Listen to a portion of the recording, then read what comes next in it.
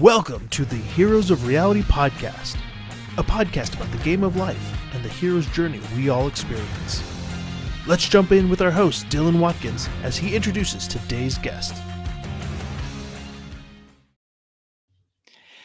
Welcome, young adventurers. Dylan here. And on today's podcast, I have SteveKnows from YouTube. He is an awesome human.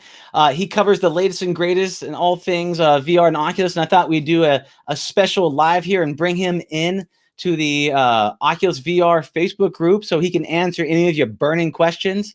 If you are going to keep them burning into yourself, me and Steve are just going to rap about the latest and greatest in Oculus, the 27 update, some of the new things they got going on, what excites us, what terrifies us, what do we love and hate about the Oculus Quest and all that fun stuff. So feel free to bring your questions and we can chat about this. And without any further delay, I'd like to welcome my friend SteveKnows. Hello. What a brilliant introduction.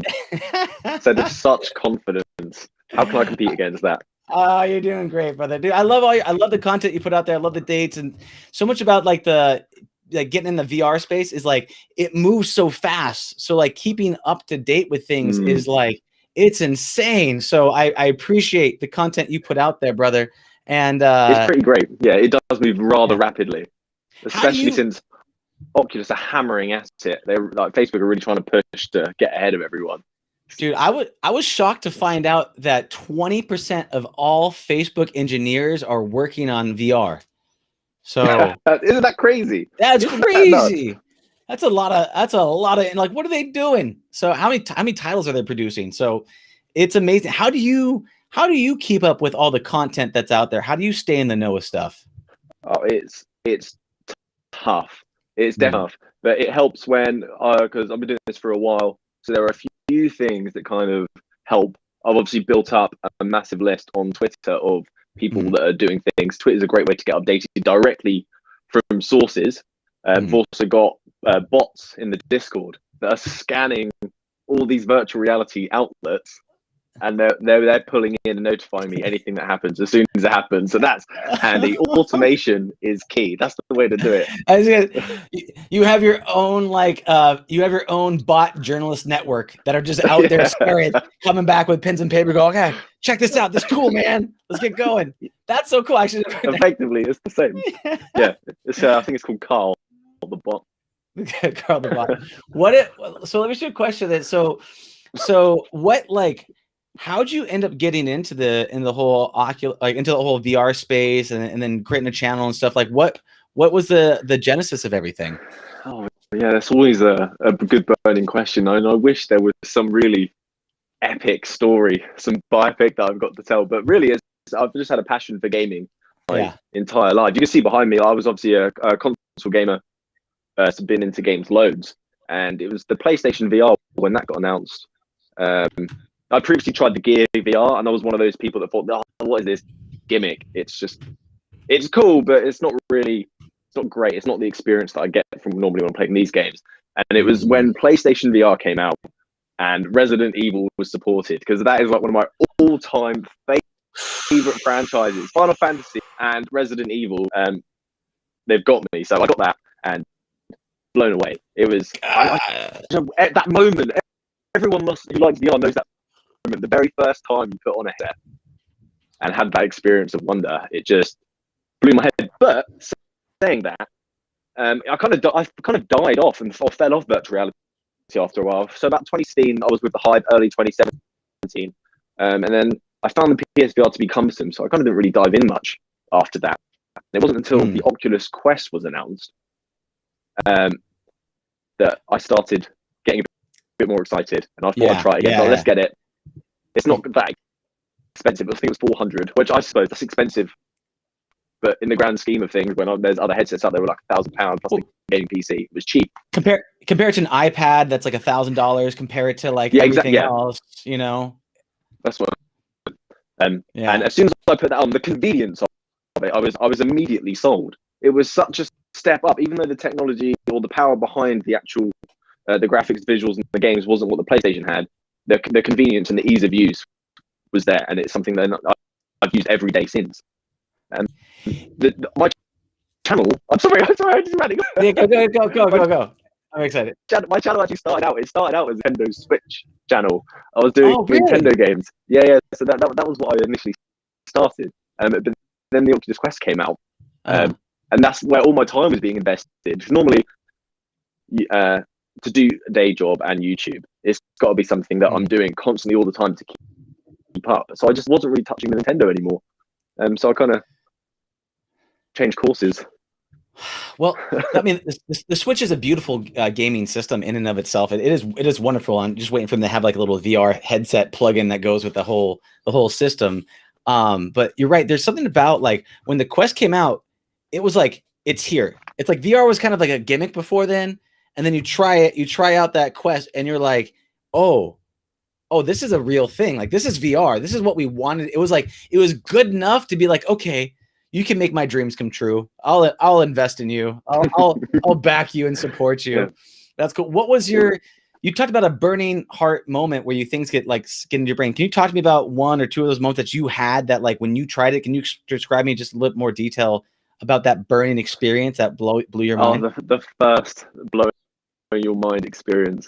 It was playing Resident Evil because you have the level of graphics that you wouldn't really have using your mobile phone, and I know the moment of the game, the exact moment. So it's when you're in the house, you've just, if anyone's played it, you've just cut the tape on the electricity box into the garage. You go into the garage, the policeman is there who you think is going to assist you, and then the guy comes up behind him with a shovel and just takes his head off. And that was the moment I was just like, scarred for life. Like, wow, this is powerful. Horror in VR is so powerful. Ultimate human betrayal right there, man. You're like, he's my friend. We're gonna do this together. Just thunk. And I was like, you're like, VR is a thing. There's something about VR that it's so terrifying. Like it's like extra scary. I mean, I remember Resident Evil as a kid and being homesick and playing. I don't know if you remember the scene where like you're walking down the hallway and the two dogs jump in crash through the window and start to chase you. It was one of the original ones years ago. Scared the crap out of me. And because of that moment and being so scared, I had to like turn the lights on, be like no one was home kind of thing. And I was like, oh my God, this is terrifying. When I saw that for Oculus, I was like, nope. I'm just gonna. I'm gonna get. No, thank you, sir. Yeah, it's hard to play a horror game in virtual reality. You get hot, you sweat, and you feel actually genuinely exhausted after you've played something. What do you tell people if you want someone to go get their mind blown, right? And they're new to VR, and you want to give them something. They're like.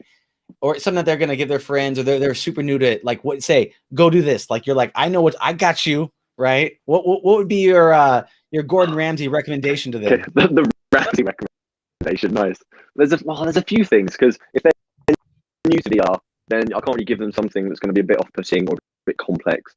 I really like if someone was new and they can have a PC VR experience. Is I would let them play Robo Recall. Because it's quite a simple game.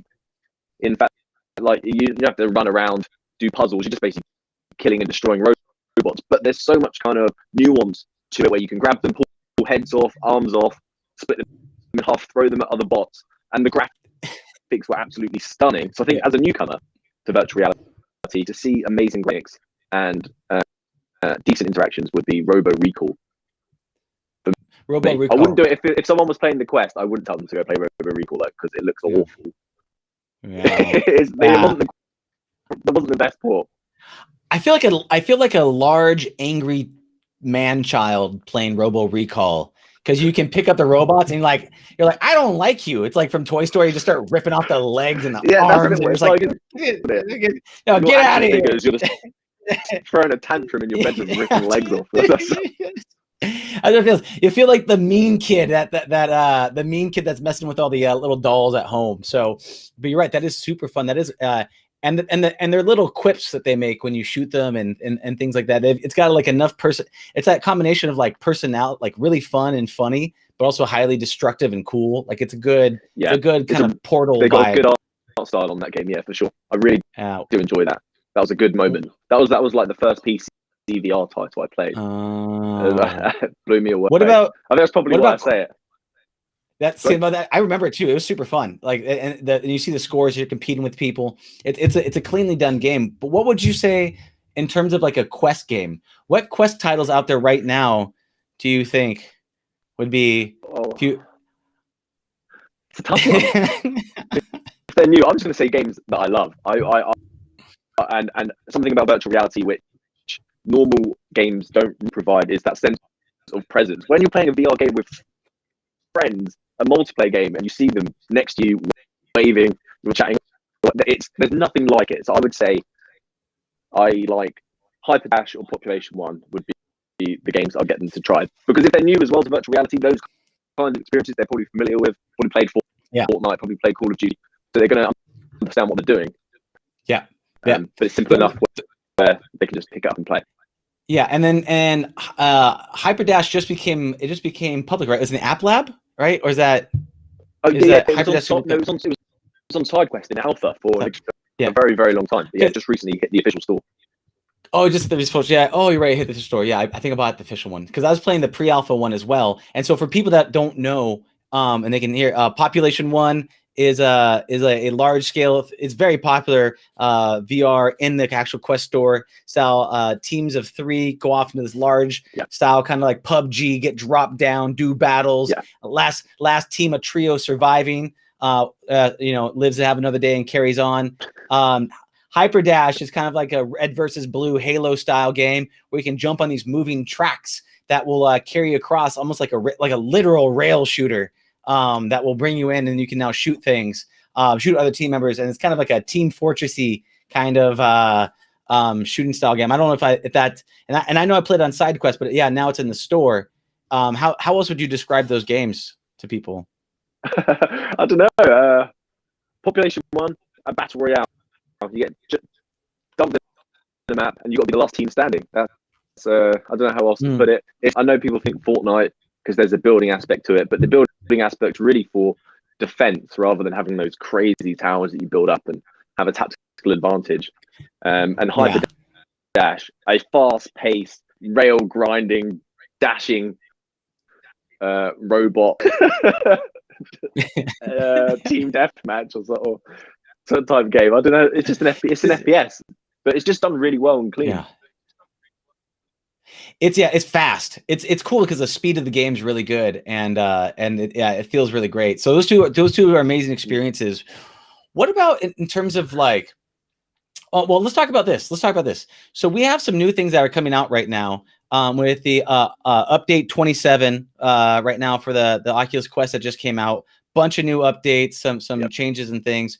What do you want to just kind of like? We can talk about a couple of things on the highlights. Anybody that's watching, you made a great video and just recently released it about that and the APK that Basti made and being able to actually unlock some of these features. Do you want to talk just a little bit about it, just so people know about what some of the latest and greatest that came out with that V27? Yes, yeah, of course. So there's been a new update for 7. It didn't contain many changes, but there seems to be in development content that's in there that's not available to you if you just put on the headset and have a fiddle. But someone called Basti564, he's got a GitHub account, has created an APK file which allows you to access some of those in development. So you'll sideload the APK, just use SideQuest, drag and drop. It's super easy, and then you'd go through this list. There's just all these features. It's things like the notification feature, the pass-through feature, the guardian feature, things you'll be familiar with, but there's some cheeky ones in there. And the one that I really, really enjoyed was the portal. So the portal is this feature which allows you to create this plane in VR. So it's a flat 2-dimensional plane that you create. I did my desk, and it allows you to create that area as a pass-through filter. So if you put a plane down in front of you and you're at your desk, you'll be able to see your keyboard, your mouse, any beverage that you've got, perhaps. And then you can actually use the Quest to work in virtual reality. You can even use it, perhaps, if you've got something sensitive you don't want to damage and hit, perhaps your TV or your partner's next to you sitting on the sofa. You can mark that to make sure you don't hit them. But we think that feature is going to be something for Infinite Office. That's the guess or the rumors. The guess. Super interesting. Yeah, that is one of the hard things with being in VR is there's sensitive things that you tend to whack, especially playing more unpredictable games. Yes. Like ones that have Echo you like dive on the floor. Is hell for that because you like you want to try and grab the disc and you're like, bang, oh, what have I done? Yeah. And it's so funny playing with somebody, and then in the background you hear like a whack, and yeah, every game there's someone doing that. You're like, you okay, man? It's so funny.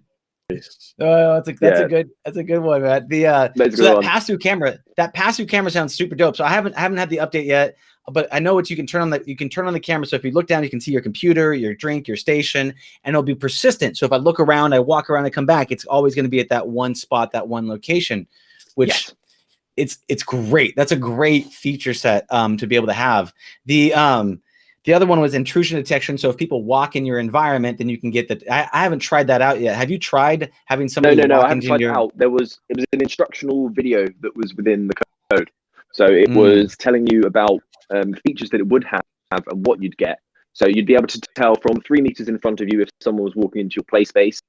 It won't be able to pick up things that are smaller than your remote or your hand, but I don't know how small things are going to be. I'd have to test it once that's out. But I did a funny little sketch of your friends trying to scare you, and then you're like, "Oh, I know you're there, but I'm going to pretend I don't see you," and then just give them a whack. Sorry, I didn't see you. My bad. You do like blind man kung fu. Yeah, exactly like that. Get awesome, some payback for all those years people have been trying to jump scare us whilst we're playing. It's so brutal, man. I always say you have a responsibility. If you are putting people in virtual reality, it is a very fragile, safe environment to put people through, and you really want to like be kind. Otherwise, it can go. Yeah. It's rude. It's just rude, especially if they're like what I call reality stacking, where they're on something while they're in something, in VR. So like you want to like be kosher of their environment. Yeah. What do you think in terms of, so there's some awesome updates. We're having some bandwidth issues in terms of, well, one, we have your audio is coming in great, just to let you know. Your video is a little laggy, but I can hear you great, just a FYI on that. Shame. But I can hear you fine though. So, which is great. I'll take that. But one thing, I can't win. I use my Wi-Fi. It's even worse than this. It's all good. We're across seas, right? We're quite far away, so there's probably some intermittent problems. Which I find to be shocking that there's like a large, somewhere underwater, there is a large internet like cable running, which I find to be ridiculous to think that someone ran a cable underneath the ocean across to people. So I'm just like, I find to be like, it's stranger than real. It just seems fake. But in terms of connection, Oculus, they said that there's the link cable that connects the Quest headset to the computer. And some people are experiencing possibly some weird issues with it being throttled or having some sort of things. Do you think that is intentional or unintentional by Oculus, or what do you? Seems to be a thing. I don't know. I don't know what could be causing the problem, but I've definitely had this myself.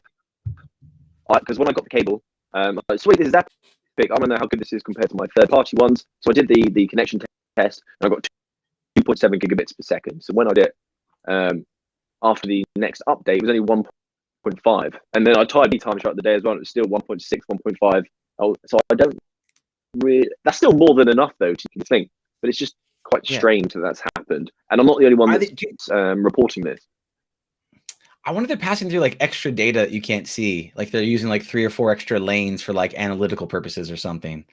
Yeah, it could be. Yeah, maybe they want data. Yeah. Exactly. Maybe.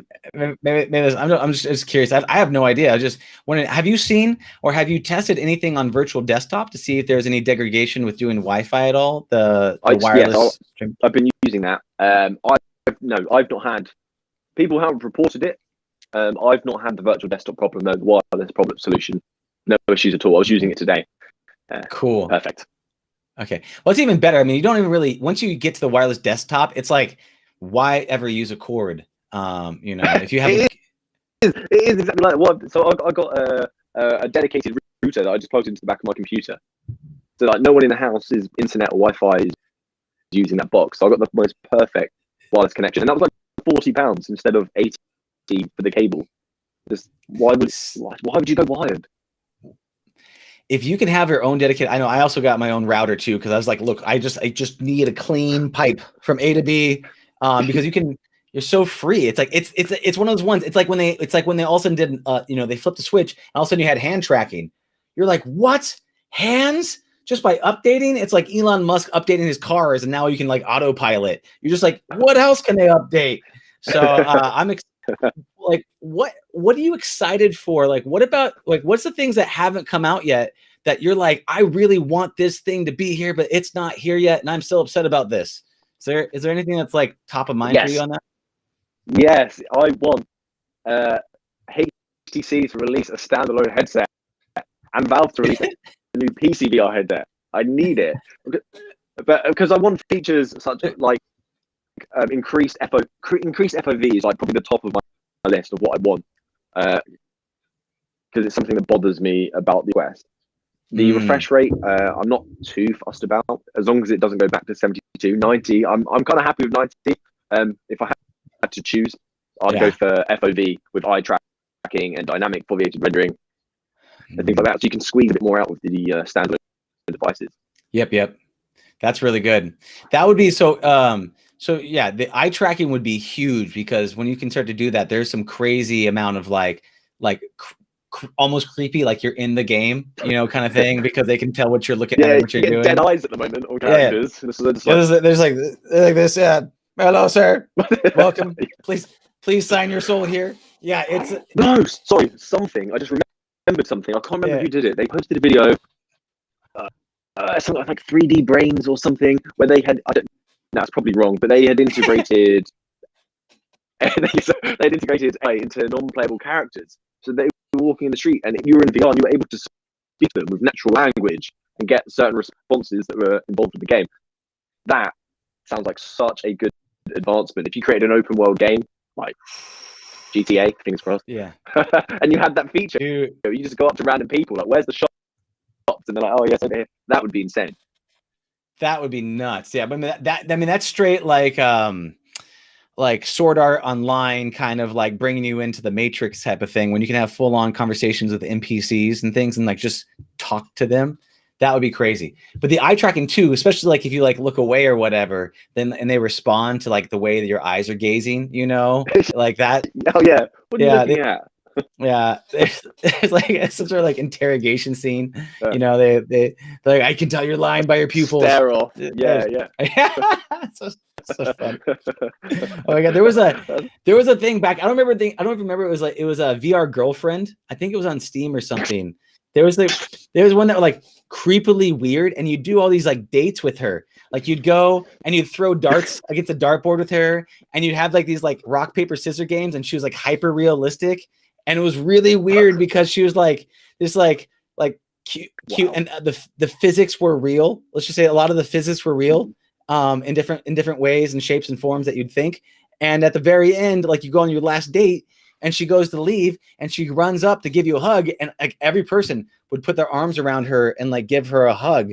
And I was just like, oh wow, I'm sad that she's leaving. That's really interesting. And I was like, uh-oh. I'm like, if this thing had like 1,000 more dates, I might actually see why you don't need some DLC like, for you to go back. Theme park more date time. Can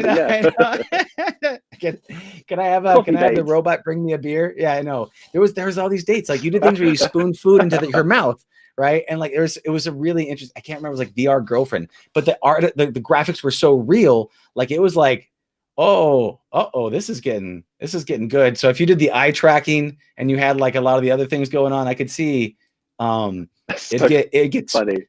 So you talk about these pieces. Have you ever had spooky things where like it would like VR felt too real to you? Have you things where you felt like you're lost in the Matrix? Was there any moments in doing any of these like social VR things where you're like it got a little too real, a little too meta?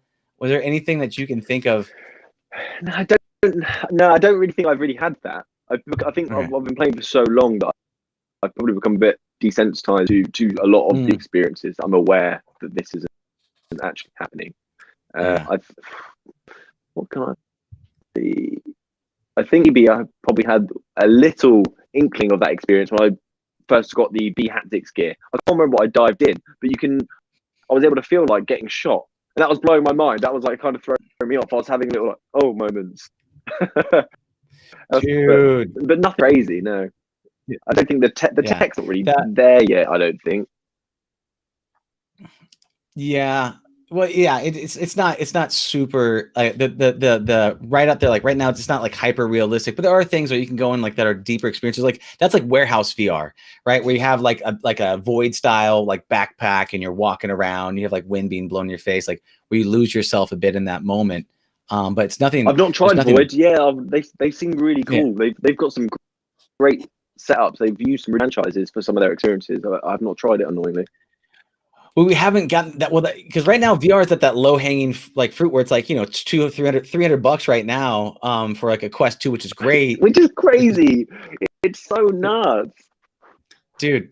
The yeah, and you look at what's coming, and it was like what, a year, 2 years, it went from being $400 to $300 to like 2 times or 3 times as powerful. And so yeah, if they did eye tracking with that, and a lot of people are commenting right now, Andy's talking about eye tracking, going, it must be on top of Facebook priorities, but hell yeah, I'd sell my soul for eye tracking. Andy, I think Facebook could help you with that. They probably need some testers over in the Facebook Reality Labs if you want to go check that out. They're like, look, we're gonna just put small little holes in your skull, and we're just gonna put we got to keep up with Neuralink, and we want to make sure that you just have to have a Facebook login to log into your brain and be able to download instantly those things. No, and then Casper said the same thing. Eye tracking should be able to improve the VR performance a lot, for sure. Like with the foveated rendering, where you're looking with those things, you can foveate render, which foveated rendering means that you in the dead center area, you can see super clear. And then on the outside, it's a very blurry, because technically that's how we see with our eyes. So if you look up, it would be clear up there, and then everything around would be blurry, but you wouldn't really notice that because it could track where your eyes is, which allows you to do more performance in the foveated center area, right? And so that's part of the eye tracking for people that don't know. But yeah, what do you have you done any eye tracking experiences before yet? Have you?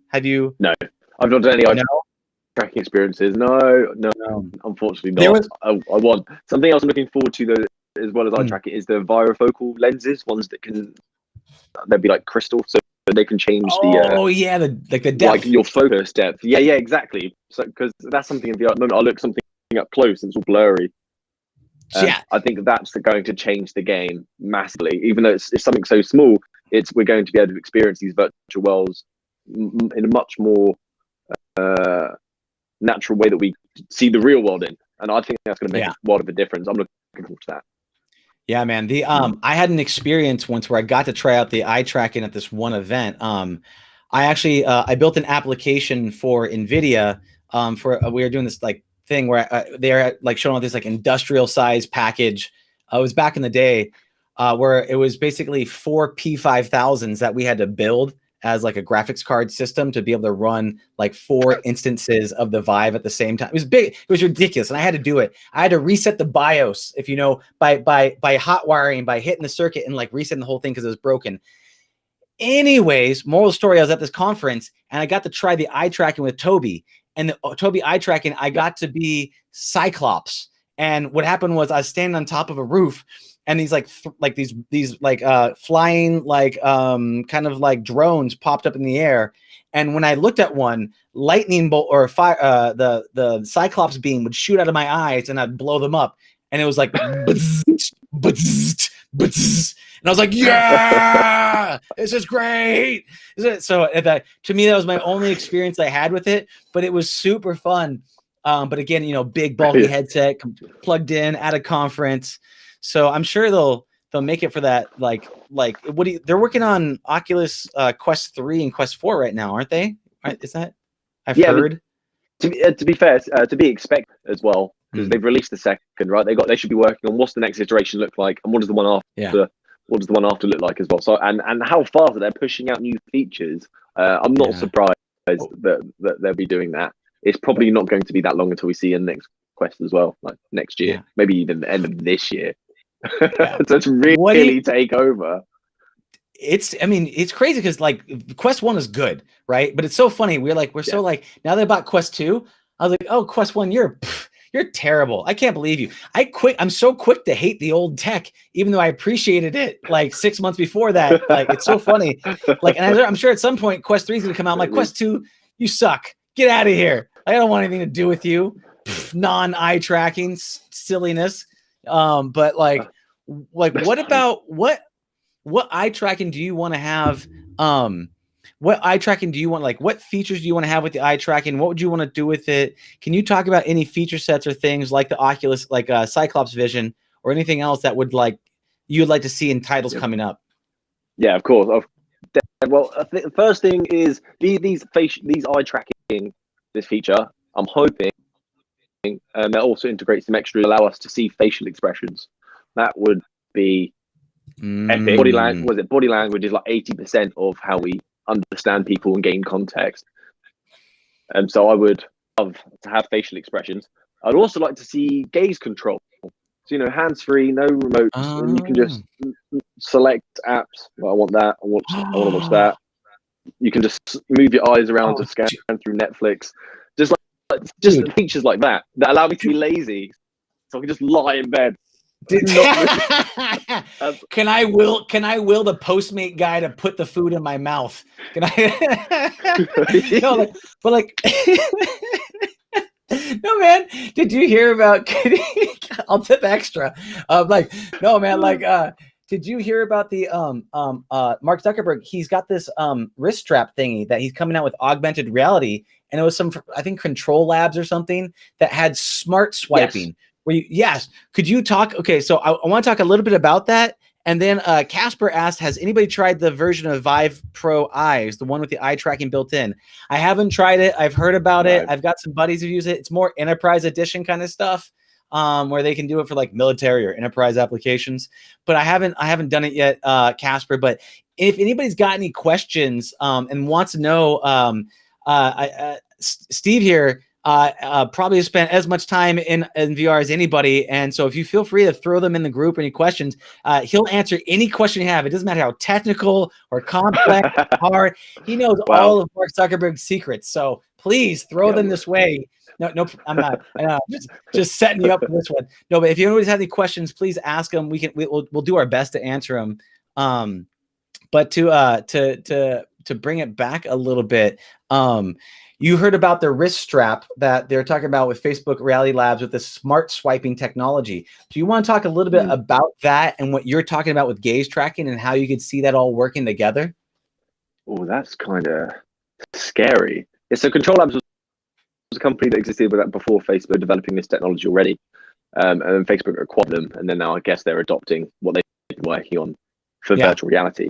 I'm trying to remember what was going on, because I believe it was the wrist device, and it was picking up on your like nerve endings firing or something, and it can interpret or predict your intention, what you're intending to do, whether it's swipe, a pinch, and then be able to turn that into an action that you see. But actually, which is nuts. It just sounds mental. It's like one of those things. It's like you can if you had this strap on your wrist, it would do predictive smart swipes and predictive smart clicks. So in your mind, if I looked at that button, and in my mind I mentally go, okay, I want to click my hand, it would click. Or supposedly, this is my personal interpretation. I don't know if it's right or not. So then, if you with your hand, you would think, oh, your hand would think about swiping. It would swipe. You think about clicking, it'd be clicking. So technically, you'd be so lazy, you wouldn't even have to move your hand for it to work. You just think about it. Supposedly, and I don't know if that's true or not, but that's kind of what we're talking about. For anybody that doesn't know, is a smart click wrist strap biofeedback device that read your nerve endings, right? So with that being said, and with eye tracking. And with whatever types of possible futuristic suppositories that Facebook has in the future, like what could you see? What could you see as things that you could use this for? What would you like to see it used for? Wow. You talking about all of these features, it reminds me. I don't know if anyone has seen it or remember it. It's the film WALL-E, and all the humans are in the future, just in these chairs, and all they do is just watch TV. That's all I'm imagining. It's just that we're not far off. We're just around the corner for that. As well as application, I don't really want to see it being used to that risk country in my games. Virtual reality is like a physical medium. I don't want.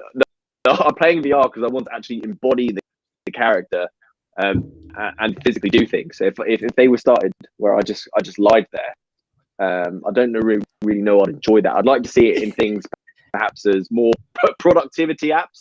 They were saying you could potentially type a keyboard that doesn't exist. Stay away from the games. It sounds interesting for productivity and business, and perhaps some unique VR experiences. But I don't want to see it in my game. That's my take. Yeah, I could see that. That makes a lot of sense. The only way I could imagine doing it, well, yeah, it's almost like I Expect You to Die. You remember I Expect You to Die, that game? Yeah. Oh yeah, I know. Yeah, of course I know. Well, yeah. So like in that actually, I got these gloves that you wear. They're from Sensory X. I'm working on a video with them. So they're these gloves that have this wrist module on them, and it's perfect hand tracking. And that's one of the games that are supported. So I've been playing it like without the controllers. It's pretty mad. Oh, that's cool. It's what we always wanted the Oculus, the Nintendo glove to be, you know. The glove. The power glove, right? I remember that, and I got Dungeons and Dragons. I'm like, I'm gonna try punching in Dungeons and Dragons, but this is how you punched and kicked in Dungeons and Dragons. Yeah. I was like, that's not what I want at all. But I was thinking with the Smart Click device is if you played like because I had Jesse Shell on the podcast, but like if you had that like I Expect You to Die, like you could think of like telepathy, like you'd be like, pick up object, move over here, go and drop it down. Like if you could technically go and reach that and grab it, move it over here, and then let go of it, then you could in your mind like, you're like, no, Jedi mind power. Wow. You know, if we've got some X-Men spin-off and I can just use my telekinesis and thoughts to move stuff, that would be different. That's a good idea. You have like the arrow from the one dude from like the Avengers who whistles, and he like the arrow listens to him when he whistles. I'm Mary Poppins, y'all. Legend. That one. By the way, Andy, one gentleman from the group says, I remember the fake eye tracking in Facebook Spaces discontinued, where everyone was creepily watching you from the corner of their eyes. It was very creepy. Is this where it wasn't like eye tracking, but as in the sense it was tracking your eyes? It was eye tracking the eyes of other follow you?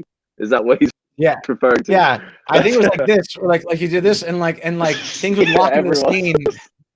It looked like one of those things from like a haunted movie, like that, like the paintings that would follow you. So creepy. That's so creepy. You're right. Shack eye tracking, and that meme. I love that. Or like, especially one of the challenges with like having this thing is like if you try to make them look super real, right? Super real humans, there's that trough to disillusionment where it's like super creepy and they look all plastically, and they're like, and you're like, and your brain's like, I know you're not a real human. Quit trying to trick me, because it's creepy as hell. And I think that eye tracking thing is the same way. You get this like it's like, ugh. Oh, John said, yes, I want a power glove since I saw The Wizard with Fred Savage. Oh my God, The Wizard with Fred Savage. Do you remember that movie? I don't know if your age range for that. There's was the old movie where they did the promo release in the movie of an unannounced game, which was Super Mario Brothers 3, where they showed the secret whistle hidden in the dungeon. And that was one of the things where they actually did a actual Easter egg release inside Wizards the movie, where they could actually, they're playing the Super Mario Brothers 3, and then you'd fly above the dungeon, and then you would land in the bottom, and you blow the and then you'd go whistle away, which was old school style. Sorry, just a hardcore flashback. A bit nostalgia there. Yeah, that's brilliant. Sorry, I just got all excited. I've not seen it. I'm looking it up here, but yeah, it's okay. It's like the childhood things. I don't know if you ever if you read Ready Player One or Ready Player Two, or if you liked any of those types. Yes, I did. Yes, I have. Is there on 1 and 2? 1 and 2, yes. Awesome. So they'll probably I read them. Of course. So, how could I not?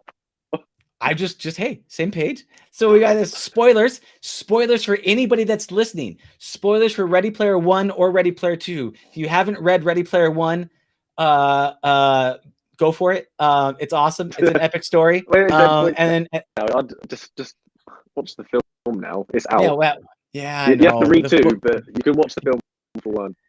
It's a very snobby comment I'm gonna make, but the books are better and they're really awesome. Of course, it's the classic. It's the classic. But the thing about the movie is, and everyone shares the same vision of Ready Player One. When you read the book, it's your own interpretation. Yes, you're right, and it is so Ready Player Two. They talk about a future world. Spoilers of they talk about. Let me ask you a question. What do you like about Ready Player 2? What do you see in the hopes for the future of that? Are there any takeaways from Ready Player 2 that you want to see as actual things that they get created and all that fun stuff? Yeah, there was something so sick in the book that I wanted. So no spoilers. You already know there's that ONI headset, which is reading your brain, the brain interface. But some of the rich kids, they need to protect themselves whilst they're in this kind of sleep-like state because they're using this new VR headset. I want one of those like coffin beds to lock you in when you're playing VR. That's what I want. And if anyone tries breaking in, it's gonna wreck them as well. I don't know. Little Gatling guns. I can't remember what it's called. It's been a while since it. At Christmas, it's a few months back. But that I want that. Yeah, I forgot the name of it because it was almost like the T-1000 thing from RoboCop that you'd in. It was almost like it's a sarcophagus with almost like a Gatling gun on it because it could move with legs and things. I don't remember the name of it either. But it was but like I feel like I think Japan's gonna come out with that one first. By the way, it has to be, doesn't it? It's like it's like I don't know if you know the Predator Thronos. I think it's this chair that they've got where it's mechanical. It closes you in. 3 monitors come down. If you've not seen it, you need to look it up. You're going to want one immediately. It's this most crazy PC gaming setup you've ever seen. It's called a Predator what?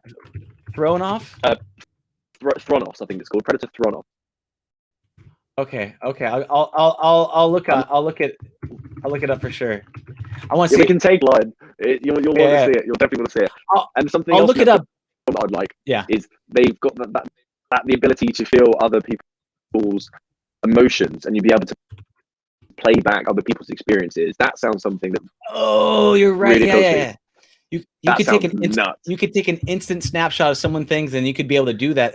By the way, John, thank you for doing that. Ed 209 is what I was thinking of from Terminator. Not sorry, Terminator. RoboCop.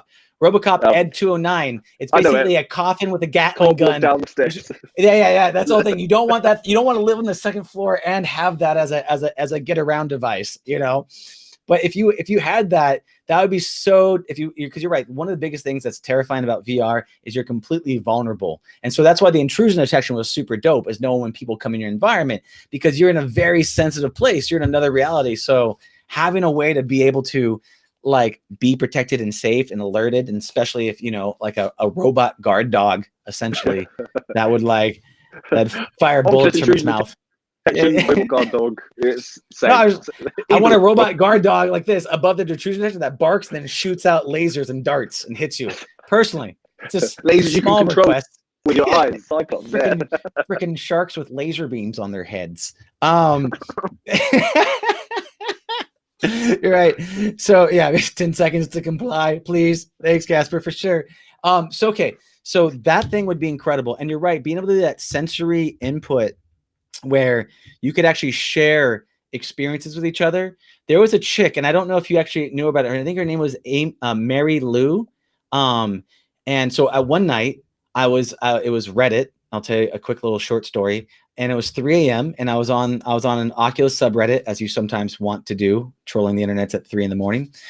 And I saw this comment that said, this chick, ex Facebook head of research, creates AR VR telepathy. And I was just like, hold on a second, I want to go check that out. So I watched this video. Yeah. It is. So I was like, okay. And so I went and dialed in, and this chick was super smart. So smart that I she started doing like speed of light calculation. I guess she helped and created the hologram back in like 20 years ago or something like, I don't know. Super smart girl. And I'm like, oh, she's so smart. I don't know if she's telling the truth. So I sent it to my 3 smartest friends and go, okay, I'm too dumb to know what she's saying is technically true. Is this real? And all 3 of them were like, yes, this is totally true. And what she did, she was in the Oculus Facebook Reality Labs, and she was in the head of research. And she said there was a $50,000-ish, maybe I'm wrong, but headset that you could do toggleable AR, VR, and then inside the top of the headset, on your phone, you have these cameras, these little camera sensors, right?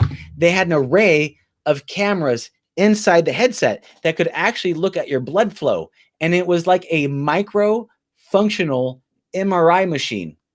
And so it could basically scan the brain flows with this headset on. And she goes, well, what happens if you can have a VR headset that's an MRI machine that over time can go from seeing, oh, I can kind of see what's going on, to I can predict what you're going to say and do even before you're going to do it. To where if I thought of a thought like, hey, yo, bro, what's up? SteveKnows. I could think it would translate it, and it would send it to you. And then it would translate that into audio and then say, hey, Dylan says, what's up? Just by thought. And they had a function where she left and she opened up a thing called like the Blue Open Water Group or something like that, Mary Lou. But she was a part of Facebook a couple of years ago working on this tech. And so what happens when you have something like that and you're talking about wanting to be able to save experiences? Like, what if you scared the crap out of me? And like by pushing me in VR, and I save that as like some sort of memory, and I could send that to you. Like that'd be amazing. It'll be no longer flicking through your Facebook photos or videos. It'll be your real experiences, real emotions. But that's nuts. That's also scary. I'm not sure how I feel about a company, with their history with that kind of power. Could you imagine oh, I want Dylan's most terrified times. And you're like, oh, you realize that Dylan is terrified by horror movies when the guy gets hit with a shovel in the back of the head and gets decapitated right in front of you. And it like, oh, let's show that to him during this Super Bowl commercial because we know that's going to get his attention. It's interesting. Wow. It's interesting, right? It's deep down the rabbit hole. Well, let me ask you a question since we're already here in this dystopian era. At what point do you get on the Elon Musk Neuralink? At what point do you let that thing plug into your brain? Let me ask you that question. Oh, that's a great. I don't know what point. When someone else has been the guinea pig, maybe. If Elon is trending. How many Elon Musk O&I headsets have to go out for you to? He released an O&I headset. I'd probably be a day one supporter. To be honest, I'd be on it. I'd do it. He's like, look, day one. We just make a small little incision, and the thing is, we're just going to take up about 10% of your mental processing to make sure to figure out how we can go to Mars. So we're just going to use that in the background. Don't mind that. Oh, we're just gonna. Cheeky. I'm just going to use a bit of your brain for data mining. Just some Bitcoin mining. Steve, but we're gonna hash the network. So if you do discover something, we're gonna give you credit. So you'll get some Elon bucks but Elon bucks. That's Musk bucks. That's brilliant. Okay, that's going to be the currency of Mars, isn't it? Yeah. Own economy running on Elon bucks. Elon bucks. You just got to be plugged into the metaverse right there, and you just got to give up a small bit of processing. It allows us to be able to run the neural network and create this whole shared ecosystem. That's where I think we're going. I know it's super deep down the rabbit hole, but I always go like with the Neuralink. I'm like, I don't want to be the first monkey shot into space, but I'd probably be like the 100th. Like if you could click a button and all of a sudden I know Japanese by clicking that button. But they know all your fears and thoughts like that. It's kind of a massive game changer if that ever becomes possible. For the ability to have on-demand education and learning like that, I think it's going to be a massive. Society would rip because they'd be like, there's no education system required anymore. It's spend 10 minutes in the machine for the day, then go to work or something. Your kid's such a slow learner. Look, little Sally, she already speaks 17 languages. She just put on the headset yesterday. Do you really want to learn? Do you really want, Grandma? Do you really want to learn a book the old way? You're so old. Reading. So sorry. Andy here says, I've always thought of a simple and fairly cheap thing would be breath detector. You can tell a lot about the state of fear by the breath and imagining and even having their breath condensed into the helmet in games like Narcosis and timing events you fear. You're right. And John put, I love the idea of the tech, but I don't trust Elon Musk. He isn't getting any percentage of my brain.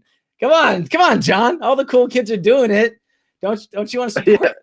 Yeah, dude, just put on this white robe and these sneakers and come drink some Kool-Aid with us. Come on, bud. Please, come play with us. Play with us. It's so fun. Play with us. All work and no play makes John an old boy.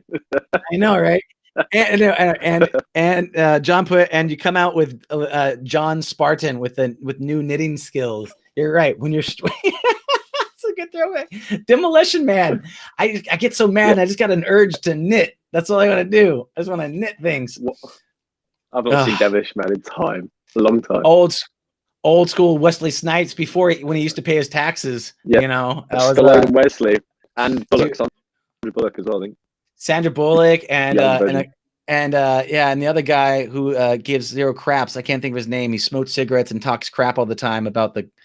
Oh God, I can't think of his name. Please, somebody save me on this. I can't. I can't remember either. Oh man. So we're talking about this, and let's talk about breathing device, right? Like being able to measure your breaths, right? Having something, whether it's a strap. Have you seen anything like that in terms of breathing devices to be able to tell if you're like scared or? No, I've not heard anything about. I've not seen anything to do with breath, but I've seen things to do with what you said earlier about slight pigment changes in the skin with a front-facing camera. Oh, Xbox did that with the Kinect. They had that. Mm-hmm. They could tell. They could look at the pixels. Oh, that's interesting. Yeah, I've heard about in like the medical space of VR, some people using it for breath to tell if you're breathing in or breathing out, because like, you know, if you can control your breath, you can control your emotions. And so I think there was some sort of like recently FDA approved thing. A guy on my podcast, Vangelis, he got like an FDA approved breathing medical device for VR. I'm not too sure how it worked or anything. Yeah, but it was like a VR headset and a breath device to where like you could like breathe in it and like it did some sort of measurement. I don't really know it. He teaches VR design over at USC. His name's Vangelis. But they did have the name. I might have seen him around. Yeah, he's in the medical VR space a bit. But I haven't seen anything in gaming for breath control. It would be cool, like if you hooked it up to like a heart rate variability thing or something to tell if you're like panicky or if you're like calm or if you had some sort of like biofeedbackness going on. But it does get a little creepy. It'd be crazy. Could you imagine like if you could tell if you're lying or not, and your girlfriend makes you go inside VR to have a real conversation with her? Could you imagine that? Turn on your sensors, John. Come on, Sean. sorry, Steve. Steve, turn on your sensors. It's the modern day equivalent of having the message received option on your texts. Oh, I've seen you've read it. You've read my message. Why have you not replied? It's the VR equivalent. If you love me, you'd show me your messages. You'd show me your history if you truly trusted me. Let me see your phone. Show me your ONI history. What show me your you watching? Why are you getting so excited here? I saw at 2 a.m. you're getting excited. What were you doing at 2 a.m.? You said you were in bed. Why? What's with the emotional spiking? Send me what you were seeing in VR. I want to know. Who were you talking to? What was with this love signal I was seeing? You don't even love me anymore. Whatever. Funny. That's scary. Hey, your AI girlfriend that you went on that third date with hits you up and goes, "What you been doing? I thought you were going to hang out with me. Come on, buddy. Yeah. Just donate. If you love me, you donate some REM cycles of that brain of yours to Elon." You just got the 30 years of marriage DLC. No. On my quest to baby. I know she's all like pregnant with your like fake baby child, you know, and she's all mood swingy. She said, so wait. Andy says, I suppose even attaching to the pulse detections, most smartwatches could be a good measurement to measure. You're right. If you had like your Apple Watch, something or I guess your Facebook watch. Facebook. Oh, yeah, that Facebook wrist module. You're right. You're right. And I could totally see, considering the sheer hatred that Facebook has for Apple, do you want to talk a little bit about the privacy war and the Facebook and Apple and things like that? Is there anything that you want to, any 2 cents you have on that? Really no, I don't really have a 2 cents about the Apple and Facebook privacy war. I've got thoughts on just Facebook privacy, but I don't know much about this Apple Facebook thing going on. The only thing I know, and anybody's welcome to chime in on this, is that basically Apple is releasing new privacy standards that will stop and hinder Facebook's advertisement model, which basically Facebook basically hoards a whole bunch of data so that they can give you detected, like very specific niche advertisement to their people that want to market. Apple is very privacy friendly. They support privacy. Facebook wants all your data so that they could advertise that. So the challenge is that Facebook is super mad at Apple because Apple has these high privacy standards, and then Apple doesn't want Facebook to have all of their customers' data because they want to protect their privacy. It's what they stand on. And so there's this kind of thing going on between them where it's some sort of drama. And so Facebook doesn't allow, there's things around there's some things that there's issues with Mac support and other things like that. And then, it's just back and forth. But it's really interesting. Let me just read what some of the people said here is, Casper put, shouldn't that be possible as a developer? The Quest does support Bluetooth connections and should be able to connect to a smartwatch and check your pulse. Yes, that is totally possible. You can hook up Bluetooth devices and you can do all types of things in terms of development support. It's just how big of a network do you want to support? You can make all types of Bluetooth device support, with use Unity, and you could there's probably some sort of Bluetooth device manager. I know I hooked up a Wii controller through Unity back in the day for a VR headset where we were doing this education hackathon, and someone put that on a skateboard, and you could then surf down the rapids on a skateboard, which was basically a Wii controller, and you were avoiding sharks, and you hit the sharks and blow up. And it was a education hackathon. And I was like, hey bro, where's the education? And he's like, well, sharks are dangerous. If you run into them, they'll kill you. So lesson learned. I was That's brilliant. Fair enough, I've done a few hackathons. They grill you afterwards about whether you've actually met the requirements of what you're trying to achieve. Just flagging it. Sharks are dangerous. People need to know. Yeah, I know, right? You're I'm fun to play with it. Give me my excuse. It's my weekend. Let me do what I want. Oh man, but no, it's super. But you're right. You could do that type of development. Is there Steve? Do you have things people around, do it all the time? Yeah, they're connecting mobile phones to the Oculus Quest, so you get mobile phone notifications. Notify VR are doing that, and I love that app, by the way. That's so good. What app? Notify VR. Oh, I haven't used it too much. Can you talk about it a little bit? So there's an app on your phone called Notify VR, and you sideload Notify VR into the Oculus Quest. So you boot up Notify VR in the Oculus Quest, unknown sources, and so then you've got a client, and then then the phone will forward. I think the client subscribes to do some endpoints on your phone, and then the phone just publishes all the notifications that pop up, and it pops up in your headset.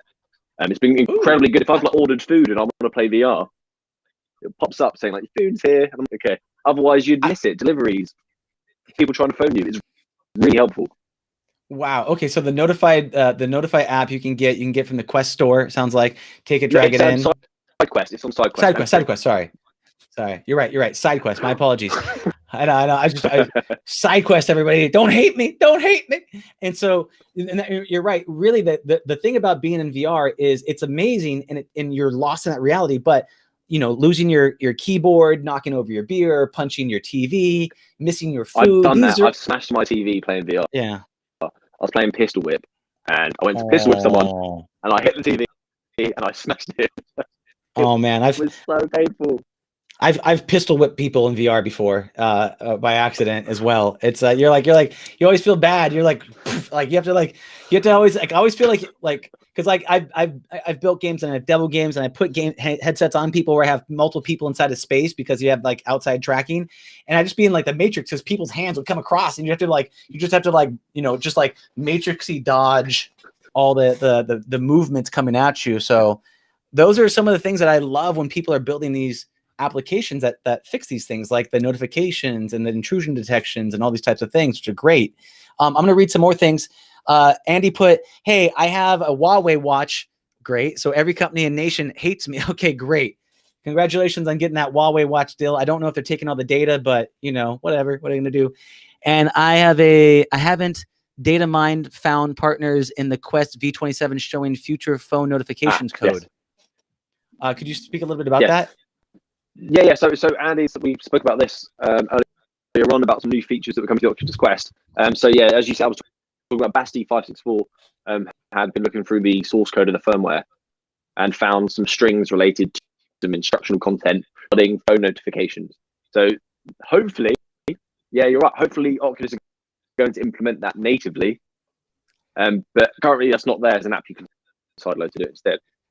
It's what I love about this whole like sideload community. It's like, come on, Oculus, get with the program. Like, figure out your stuff. This is what we want. We want this open community. We want this data. We want the feeds. We want these apps. Enjoy it while you can, because they are working. Because this is only possible because the headset's running on an Android operating system, and that won't be the case forever. They're working on their own.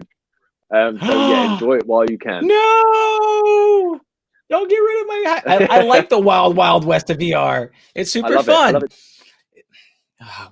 We'll see. We'll see what happens. Apparently, John got punched in the face. Of it. John got punched fully in the face while someone playing Creed. Yeah, really trying not to cry. Way to make that an extra reality. That's super awesome, dude. I actually saw. I was at CES, which is the. I know. Dude, I was at CES.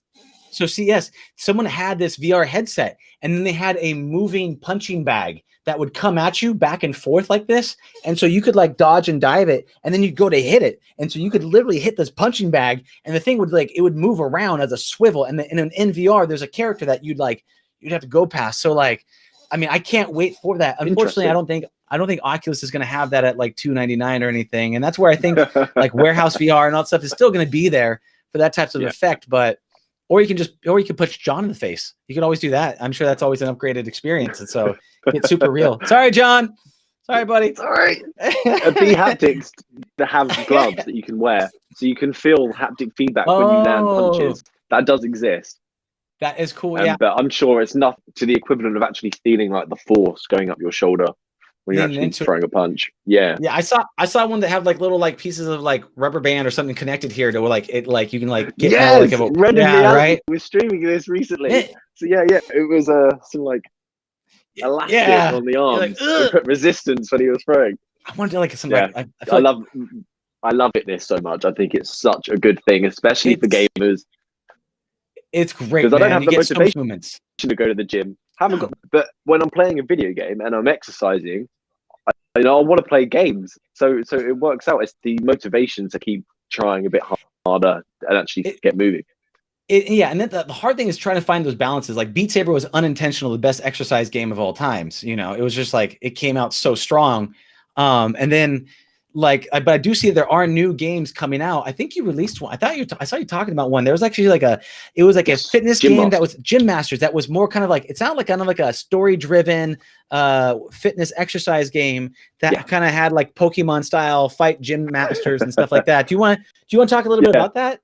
Yeah. So they've got a Kickstarter at the moment that I've backed. I think they're trying to reach. It's something like £8,000. They're trying to reach. So I haven't checked over the last couple of days. Hopefully they're going to reach it. So so as you said, it's basically a story-driven fitness game, and so you'll have mini games essentially that are going to cause you to do things like squatting, punching, running, basically exercise, kind of exercises, and then interweave storyline with it. But the thing that I liked most about it, of course, the storyline's great. It's a nice different take, but you also have the ability to create your own custom gym as part of the game. So all of the mini games that you liked and enjoyed that you thought were good workouts, you can create your own home gym with. And I really like that idea. And it's nice to have variety. I'm sick of playing Beat Saber. I play it so much. Or Hit XR, where I'm just punching stuff. So I'm excited for something new and different that will allow me to have some variety. I am excited. If you have any connection to the developers, one thing that I've seen that I'm waiting for someone to do in VR that they haven't done yet, that I've seen successfully somewhere else. And so if the universe can get this connection over to them, is there is a thing called the Ring. the ring for the Wii Fit and Switch. the Switch. The Switch. I Yeah. loved that. So that ring thing was a fitness device that all it was a circle, a flexible circle that you put the controllers in, and you could actually run and you could do a whole bunch of amazing. And it was a story. It was one of the best workout fitness things. It's like an RPG fitness game, wasn't it? It's so good. Yeah. And in order to do attacks, you were there like yeah. You have to like run up and down like this and stuff. Yeah. Right, and that was great. Yeah. It was great. So I'm waiting for someone to do it. So if these gym masters could integrate something like that, that would be so clutch. John said, no one's done that. Adding a peripheral, that's a good idea. Yeah, be great. How much pain is too much? How real do you want haptic feedback to feel? I'd personally be okay with a gunshot feeling like a gunshot. That makes it interesting. It depends what you're playing, right? You don't want a gunshot to feel like a gunshot if you're playing like Sniper Dash and you're getting popped all the time. Let me tell you about one of the most twisted things I've ever made. I'll tell you about this. It's not live. I'll have a video. I'll show it to you. So I've done a lot of hackathons, and I've done a lot of horror hackathons. And one time, this crazy British bastard, a friend of mine, named Dave, he comes up to things. He goes, Dave. This terrible menace named Dave. If you're listening, you know who I'm talking about, Dave. He goes, I want to make a VR electric chair. And so we made a virtual reality electric chair for this hackathon. And by the way, one of the worst things to ever to develop, because you're like hooking up these electric sensors, and like in like 2 a.m, someone's like, "Hey," bzz, you're like, stop it. And so it was terrible to develop on. We made this full chair. You put on the VR headset, and inside the VR headset, there was basically a closed caption TV talking about, hey, someone's gonna get executed, and then in real life we'd strap you down in this chair. We'd have you sign a death waiver, and in the VR there was a red light that was off, and there was a guy with a handle right there. And when that red light would turn on, you'd hear the electric chair power up. We had a transducer underneath the chair so you could feel the vibration roll, and we had a haptic chest so it'd simulate the heartbeat. And it would go faster and faster and faster. And so you thought it was your own heartbeat going on. And then what would happen is in real life, we had a real light that would turn on. And when the real light turned on in real life, you'd have a knife switch. So the next person in line, we called it the line of the DMV because it was a line of hate. And the next person in line, because it was their turn, when they were ready, they would flip the switch. And 2 things would happen when they flip the checks. They would literally get electrocuted, and then a photo would get taken of them and then shared online. And so we had a whole bunch of photos at the hackathon with people going, meh. And so we call it a scare share. It never is class. So that is fantastic. We never shared it. We never shared it. We never made it publicly available. It was at one of the hackathons, and we showed a kid at the conference. A lot of people asked, they wanted it, and we're like, it was really, really dangerous originally. We made it less dangerous over time, and then we decided to get rid of it because we were completing the circuit from one arm to the other arm, so the electric volt would come through the heart in order to complete the circuit at first. And so we had to rebuild it so that it only independently shocked the hands. Okay, someone could have gone into cardiac arrest. Yeah, I know. I put my mentor through it, and he had a pacemaker, and he was okay, and I was like, clear. I've got all this energy all of a sudden. I know. Looks like we're gonna need another Timmy. Yeah, no. But anyway, so that was that in terms of like John, to answer your question, if you're up for it, sir, an old electric shock, we can help crave any of those those habits or those cravings. Like anytime you want like a snack or something, we can electrocute you. I don't know. But anyways, so what about you? What about you, Steve? What's we're gonna be coming towards the end of the podcast here because I said an hour, went a little bit over, but I'm just having a ball. Yeah, that's calm. My phone is on fire. That's I know. It's gone a bit funny. I'm sorry. It's not your fault. We went super deep. But like, what about you? We'll start to wrap this up.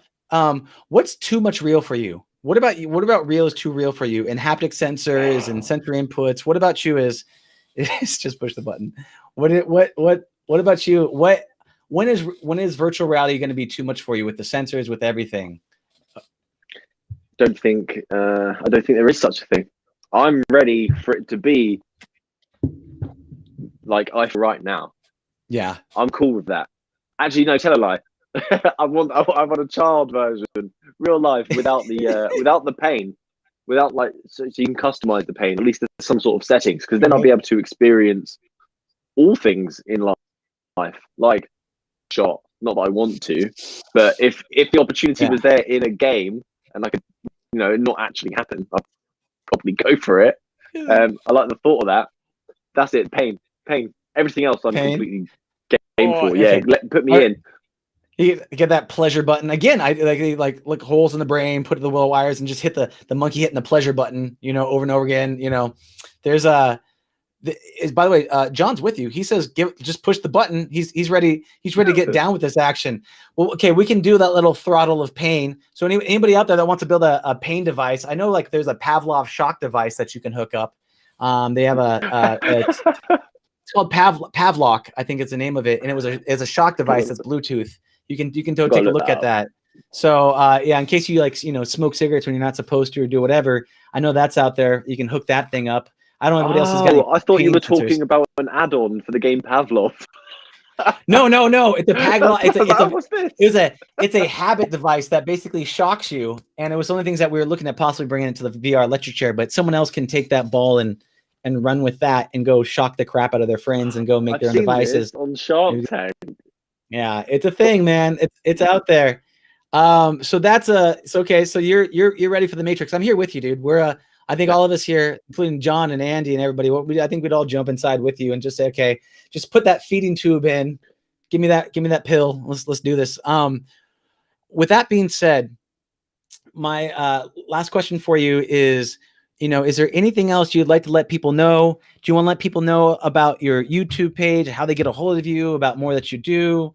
You make a bunch of great content. So is there any last things you'd like to say before you tell people how to get a hold of you? Okay. SteveKnows on YouTube. Search me there. SteveKnows VR on Twitter. DMs are always open. Discord's always open. I like to reply and be direct with the community. That's for sure. Feel free to add me on Oculus, and kind of it. It's been an absolute pleasure, though. Thank you. Yeah, I've had a good giggle. It was fun, man. It was super fun, man. Again, it's like I miss the whole COVID, like the whole COVID thing. One thing that's terrible is you don't come across VR friends at conferences, so you can't get all geeky with them. So it's nice to like sit there and like just talk about this. Where like I think a lot of people that are in the space would probably roll their eyes and fall asleep. This has been super fun because it's like we know that as techies, right? Our jobs are in development. People just. Cool. You don't know, man. It's so fun. It's so fun. No, this has been a pleasure. Thank you so much. This has been wonderful. And thank you all for your questions and engaging everybody. John, Andy, all you people for being awesome. We're going to leave this posted in the group for a while. Check out SteveKnows channel. It's inside the link inside the group as well. So you can check that out. A bunch of amazing content. And then if you have any additional questions, put them in the comments. We'll try to answer them later. And I'm sure we'll have at some point, Steve, come back on at some point, and we'll do another round of this and talk about any of the latest and greatest if Steve's open to it. So thank you all very, very much. Have a beautiful and blessed day, and we'll see you in that virtual landscape. All right. Bye, everybody. Ciao. Thank you for listening to the Heroes of Reality podcast. Check out heroesofreality.com for more episodes. While you're there, you can also take the Heroes quiz to find out what kind of hero you are. Or, if you have a great story and want to be on the podcast, tell us why your hero's journey will inspire others.